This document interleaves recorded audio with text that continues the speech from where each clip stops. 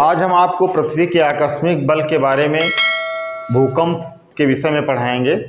इससे पहले हमने आपको पढ़ाया था ज्वालामुखी, ये भी क्या था, एक आकस्मिक बल है। उसी तरीके से भूकंप भी एक आकस्मिक बल है। भूकंप जैसा कि इसके नाम से स्पष्ट होता है कि भू माने पृथ्वी, कंप माने कांपना। जब पृथ्वी कांपने लगती है या पृथ्वी में कंपन होता है तो उसे हम भूकंप कहते हैं। स्थलीय मंडलीय जो प्लेटें हैं हमारी, इनके गति के कारण, इनके मूवमेंट के कारण क्या होता है, जब ये मूवमेंट करती हैं या ये गति करती हैं तो उसकी वजह से भूकंप होता है। हमने आपको बताया था कि स्थलीय मंडलीय जो प्लेटें हैं, स्थल के जो दृढ़ भूखंड हैं, इनको हम प्लेट कहते हैं। और ये प्लेट तैर रहे हैं, ठीक है। और जब ये आपस में टकराते हैं इनके किनारे, तो इनके किनारे टकराने से इनमें एक किनारा नीचे की ओर धंस जाता है, दूसरा किनारा ऊपर की ओर उसके ऊपर चढ़ जाता है। इससे जो टकराहट होती है, इस टकराहट से ही कंपन पैदा होता है, जिसको हम क्या कहते हैं, भूकंप कहते हैं। अब भूकंप कंपन से नुकसान भी होता है और लाभ भी होता है। अब होता क्या है कि भूकंप कहाँ है, जहाँ से भूकंप की तरंगे क्या होती हैं, प्रारंभ होती हैं। जहाँ से भूकंप की तरंगें उत्पन्न होती हैं या कंपन होता है, उसको हम क्या कहते हैं, पृथ्वी के अंदर जहाँ कंपन होता है उस स्थान को हम क्या कहते हैं, भूकंप का अधिगम केंद्र कहते हैं। पृथ्वी के अंदर, ऐसे इसको देख लीजिएगा, पृथ्वी के अंदर जहाँ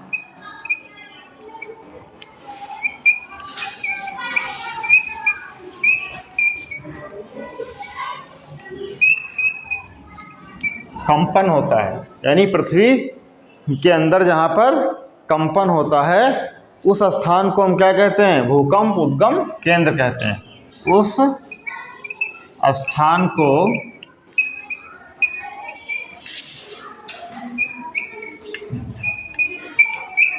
क्या कहेंगे, भूकंप उद्गम केंद्र कहेंगे। क्या कहेंगे,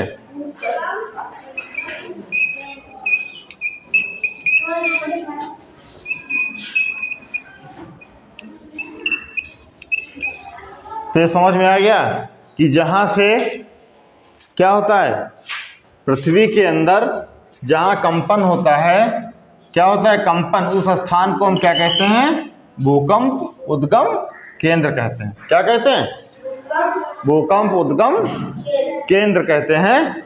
और इसी को हम क्या कहते हैं, फोकस भी कहते हैं। क्या कहते हैं, इंग्लिश में इसको हम क्या कहते हैं, फोकस कहते हैं। क्या कहते हैं इसको, फोकस कहते हैं इंग्लिश में।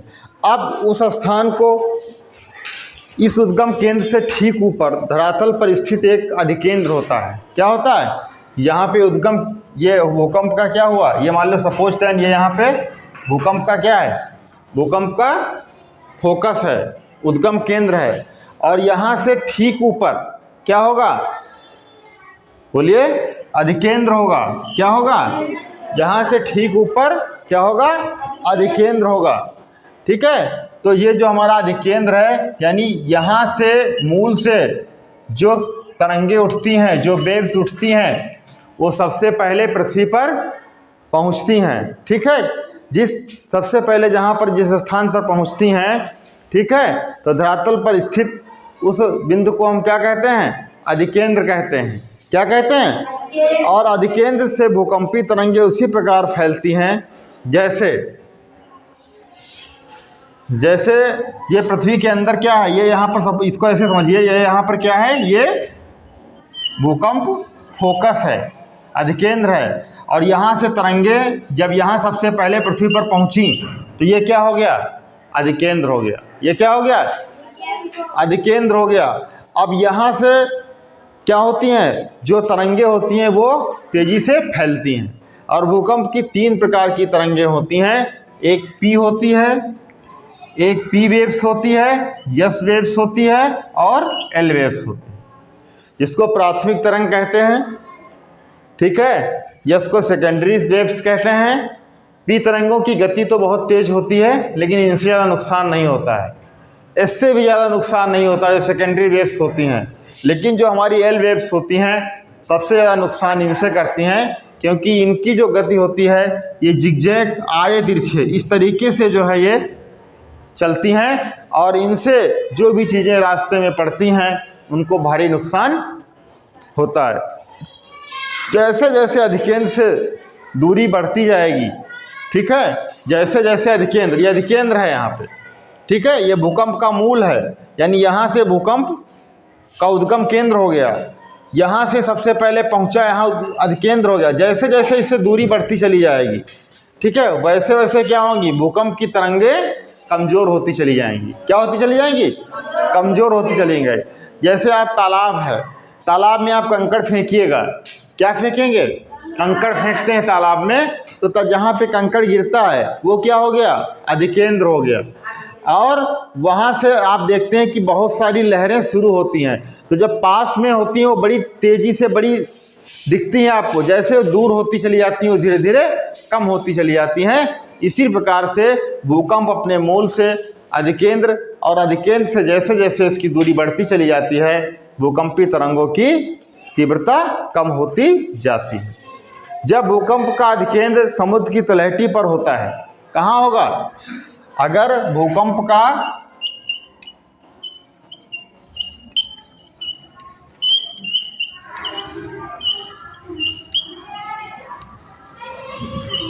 अधिकेंद्र अगर कहाँ पे होगा?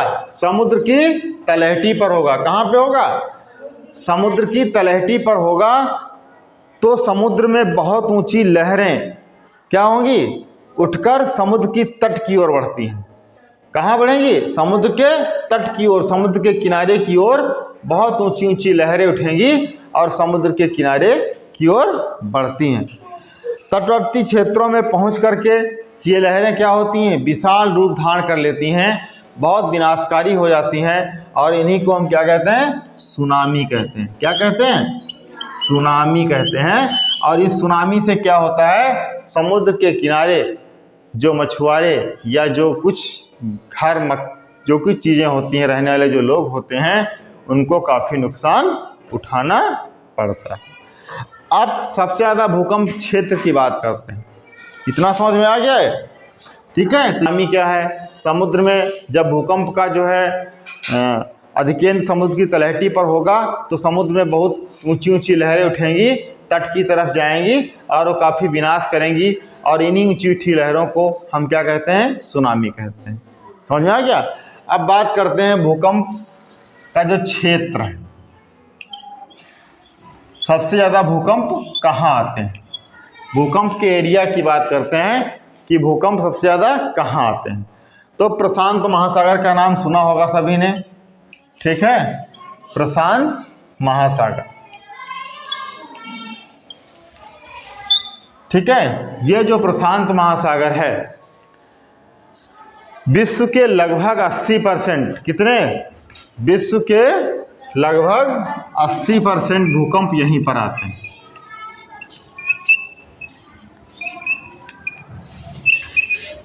विश्व के लगभग 80% जो है कहाँ पे भूकंप कहाँ पे आते हैं? प्रशांत महासागर में ही आते हैं। कहाँ पे आते हैं? प्रशांत महासागर में ही आते हैं। 80% भूकंप जो है यहीं पर आते हैं, और ज्वालामुखी क्रिया भी यहीं पर होती, जैसा कि आपको पीछे बता चुके हैं। बता चुके हैं, नहीं बता चुके हैं? जहाँ पर भूकंप है वहीं पे ज्वालामुखी हैं। दोनों के क्षेत्र समान हैं, क्योंकि समुद्र और स्थलीय प्लेट और समुद्री प्लेटों का जहाँ पर मिलन हो रहा है, टकराव हो रहा है, वहीं पर भूकंप भी आ रहे हैं और वहीं पर ज्वालामुखी भी आ रहे हैं। इतना समझ में आ गया ना? इसलिए इस क्षेत्र को हम क्या कहते हैं? परिप्रशांत अग्नि वलय कहते हैं। क्या कहते हैं? परिप्रशांत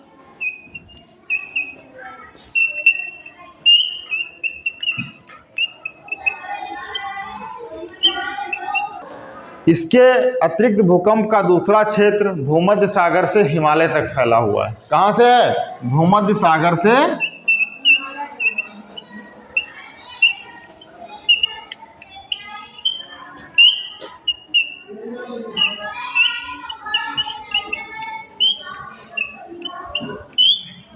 एक तो ये परिप्रशांत महासागरीय का क्षेत्र हो गया, जहाँ 80% भूकंप आते हैं, और दूसरा जो क्षेत्र हो गया वो क्या हो गया? भूमध्य सागर से कहाँ तक हो गया? हिमालय तक का जो क्षेत्र हो गया, ये क्या हो गया? ये क्षेत्र और जिसमें अंतः महाद्वीपीय पेटी कहते हैं, और जो भारत में भूकंप आते हैं ये इसी पट्टी में आते हैं। कहाँ आते हैं? इसी पट्टी में आते हैं। अब तो ये चीज़ हो गई। तो हम अगर आप अपनी किताब में देखते हैं तो हमने आपको पहले बताया भी था कि आप किताब में अगर अपनी सभी लोग देखें, ध्यान दें, तो हमने आपको ये चीज़ समझाई थी कि ये हमारा विश्व का मानचित्र है। जो आपको पीले पीले दिख रहे हैं ये हमारे कॉन्टिनेंट हैं। ये हमारा दक्षिणी अमेरिका है, ये हमारा उत्तरी अमेरिका है, ये ऑस्ट्रेलिया है, ये भारत है, ये अफ्रीका है, ये यूरोप और एशिया है। ठीक है। ये वाला जो भाग हमारा है, यहाँ पर जो हम देख रहे हैं, ये क्या है? प्रशांत महासागर है। क्या है? प्रशांत महासागर है। और इसी प्रशांत महासागर की बात कर रहे हैं हम कि विश्व के लगभग 80% भूकंप, आप ये देख रहे हैं, ये दो तरीके के इंडिकेट यहाँ किए गए हैं। जो इसमें बिंदु बने हुए हैं लाल लाल कलर के, ये हमारे ज्वालामुखी हैं, जैसा कि हमने आपको कल बताया था। दूसरी चीज़ जो आप ये देख रहे हैं बैंगनी कलर की, जो ये पेटियाँ बनी हुई हैं, ये लाइनें जो बनी हुई हैं, ये हमारे भूकंप के क्षेत्र हैं। तो हम देख पा रहे हैं कि भूकंप के क्षेत्र और ज्वालामुखी के क्षेत्र हमारे एक ही हैं। है एक ही नहीं है? अगर कोई पूछता है भूकंप कहाँ आते हैं, ज्वालामुखी कहाँ आते हैं, तो हम ये आसानी से बता सकते हैं कि दोनों की जो क्षेत्र हैं वो एक ही है। अब ये हमारी जो परिप्रशांत आग्नेयवलय मेखला है, जिसको परिप्रशांत महासागरीय भूकंप की पेटी या क्षेत्र कहते हैं, ये वाला क्षेत्र हमारा है। ये क्षेत्र में 80% भूकंप जो है यहीं पर आते हैं। ठीक है, 80% भूकंप यहीं पर आते हैं। तो ये ज्वालामुखी और भूकंप के क्षेत्र हैं। इनको आप अपनी बुक में मानचित्र पर देख सकते हैं। ठीक है, जो रेड इंडिकेट कर रहे हैं ये ज्वालामुखी के बारे में बता रहे हैं, और जो दूसरा कलर आपका है बैंगनी कलर सा लग रहा है, ये हमारा क्या है? भूकंप के बारे में हमको बता। ठीक है, इतना समझ में आ गया। अब अगला जो हमारा चैप्टर है, अब भूकंप की उत्पत्ति कैसे हुई, भूकंप किसे कहते हैं। अब भूकंप का क्षेत्र हो गया कि भूकंप कहाँ कहाँ आते हैं। ठीक है, अब तीसरी चीज़ हमारे पास ये आने वाली है कि भूकंप से हमें क्या लाभ हैं और क्या हानियाँ हैं, और भूकंप से बचाव। भाई भूकंप क्या है? एक ये प्राकृतिक आपदा है। क्या है? प्राकृतिक आपदा है। तो इससे हमें कैसे बचना चाहिए? ठीक है, इससे हमें कैसे बचना चाहिए, यहाँ पर हम लिख रहे हैं भूकंप से बचाव। अगर भूकंप आते हैं तो हमें क्या करना चाहिए और क्या नहीं करना चाहिए। ठीक है, कितने लोगों को पता है अगर अभी एक कमरा हिलने लगे तो आप लोग क्या करेंगे? कौन बताएगा खड़े होकर? अगर एक कमरा हिलने लगे, स्कूल हिलने लगे, तो इसमें से आप खड़े हो जाइए।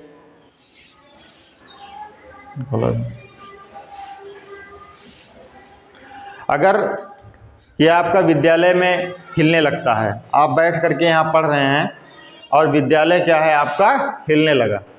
ठीक है, विद्यालय आपका हिलने लगा, आप बैठ करके यहाँ पे क्या कर रहे हैं? पढ़ रहे हैं।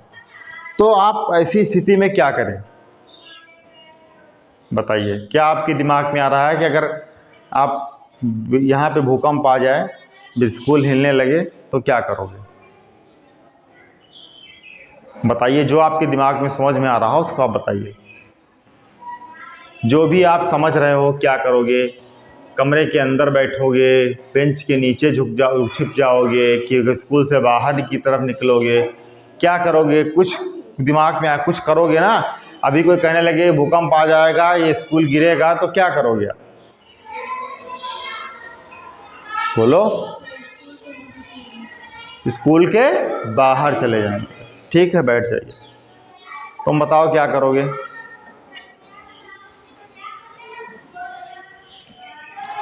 अगर भूकंप आता है और ये हिलने लगता है तो क्या करोगे? बाहर निकल जाओगे। चलो ठीक, तुम भी बाहर निकल जाओगे। हाँ, क्यों अंदर क्यों नहीं रहोगे? क्यों अंदर नहीं रहोगे? ये सब गिर जाएगा और आप उसके नीचे दब जाओगे, है ना।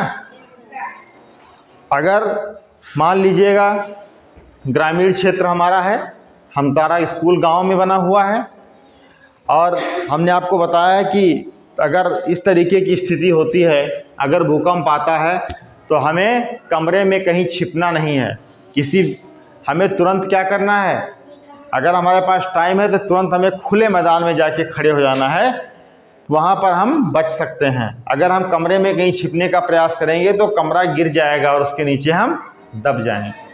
नंबर 1 चीज़ है और अगर आप नगर क्षेत्र में हैं, शहर के क्षेत्र में हैं, जहाँ पे जगह नहीं है, भूकंप आ गया, जहाँ पर इतनी जगह नहीं है और अगर भूकंप आ जाता है, उस स्थिति में हम क्या करेंगे, किसी मेज, तख्ता, तखत या मतलब ठोस जो चीज़ है उसके नीचे हम क्या करेंगे, छिप जाएंगे, ठीक है। और इस चीज़ का ध्यान रखेंगे कि जैसे अलमारी है या भारी पंखा है, इनके आसपास छिपने का प्रयास नहीं करेंगे, क्योंकि अगर ये गिरेंगे तो हमें चोट पहुंचा देंगे, ठीक है। और अगर मकान बहुमंजिली है और मकान से बाहर निकलते समय क्या करेंगे, अपने सिर को हाथ से या तकिया से ढक लेंगे, ताकि अगर ऊपर से उस समय कुछ गिरता है और नीचे उतर रहे हैं, हम भाग रहे हैं, तो कम से कम क्या होगा, हमें चोट सिर में नहीं लगेगी, ठीक है। और अगर हेलमेट आपके पास है, हेलमेट तो सबके पास है, बाइक चलाते हैं जो लोग, आप लोग छोटे हो, आप लोगों के पास नहीं है, लेकिन सबके घर में बाइक है, हेलमेट है, हेलमेट रखा है और भूकंप आ रहा है तो हेलमेट को हम लगा सकते हैं। अगर ऊपर से कोई चीज़ गिरती है तो हमारा सिर बच जाएगा, सिर में हमको चोट नहीं लगेगी।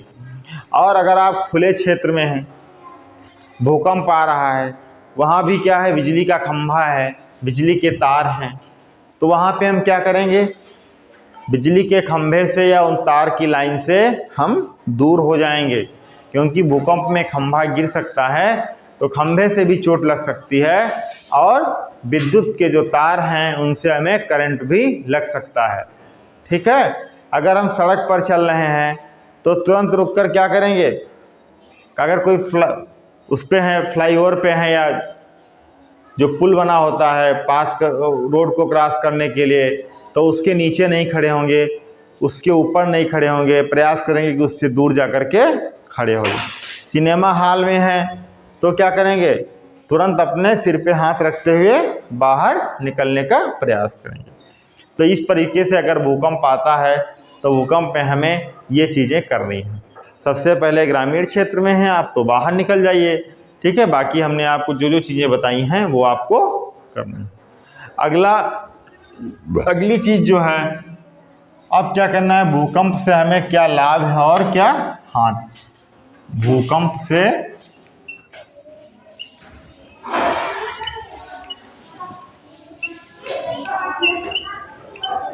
लाभ व हानि। अब लाभ क्या है, भूकंप से हमको लाभ क्या, भूकंपी तरंगे हैं, वेव्स होती हैं, तो जो भूकंपी तरंगे हैं ये क्या करती हैं, भूकंपी तरंगे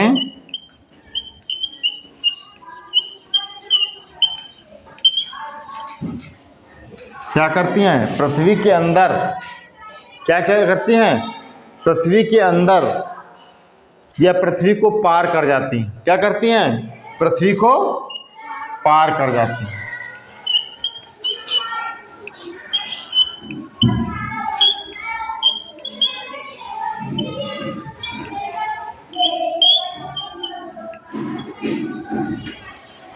पृथ्वी को पार कर जाती हैं, पार कर जाती नहीं कर जाती। जब ये पार कर जाएंगी तो हमें पता चलता है कि पृथ्वी के अंदर की हमको जानकारी मिलती है। तो एक तो ये लाभ होता है कि पृथ्वी के अंदर क्या है, इसकी जानकारी हमको काहे से मिलती है, भूकंपी तरंगों के माध्यम से मिलती है। भूकंप आने से बहुमूल्य खनिज पदार्थ पृथ्वी के आंतरिक भाग से धरातल पर आ जाते हैं। अब क्या होगा, खनिज पदार्थ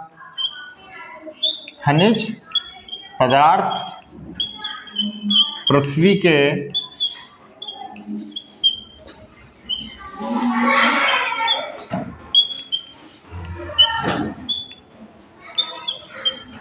आंतरिक भाग से कहाँ आ जाएंगे? धरातल पर। ठीक है, आंतरिक भाग से जब भूकंप आएगा तो उलट पलट होगा, तो पृथ्वी के अंदर के जो बहुमूल्य खनिज पदार्थ हैं वो कहाँ आ जाएंगे? धरातल पर आ जाएंगे, जिनको हम आसानी से प्राप्त कर लेते हैं। तो दूसरा लाभ हमारा, एक लाभ तो ये हो जाता है, दूसरा लाभ हमको ये होता है। तीसरी चीज़ है कि समुद्री भाग में जब भूकंप आता है तो तटीय भाग नीचे धंस जाता है। क्या होता है? तटीय भाग नीचे धंस जाता है, और जब तटीय भाग नीचे धंस जाएगा तो वहाँ पर क्या होगा? गहरी खाइयों का निर्माण होगा। क्या होगा वहाँ पे? गहरी गहरी खाइयों का निर्माण होगा। जब तटीय भाग नीचे धंस जाएगा तो वहाँ पे गहरी गहरी खाइयाँ बन जाएंगी, और जब वो गहरी खाइयाँ बन जाती हैं तो जिसके फलस्वरूप क्या होता है? जो जलयान होते हैं, समुद्री जहाज होते हैं, वो तटीय क्षेत्र तक पहुंच जाते हैं। इससे हमको व्यापार में सुविधा मिलती है। क्या मिलती है हमको? व्यापार में सुविधा मिलती है। तो इस प्रकार से ये हमारे कुछ प्रमुख लाभ हैं जिनके बारे में हमने आपको बताया कि भूकंप से हमको इस प्रकार के लाभ होते हैं। अब नेक्स्ट पॉइंट हमारा है जिस पर हम चर्चा करते हैं कि इससे हमको हानि क्या होती है, नुकसान क्या होता है। हानि का मतलब जानते हो?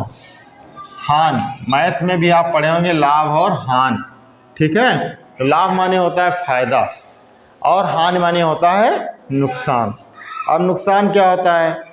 भाई सबसे बड़ी चीज़ है, भूकंप आएगा तो विनाश होगा। विनाश होगा नहीं होगा? तो क्या विनाश होगा?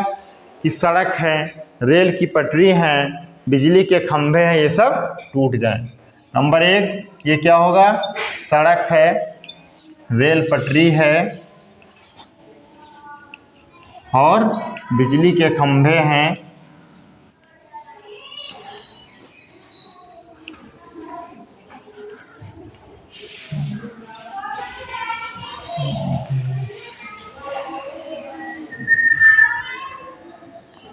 ठीक है।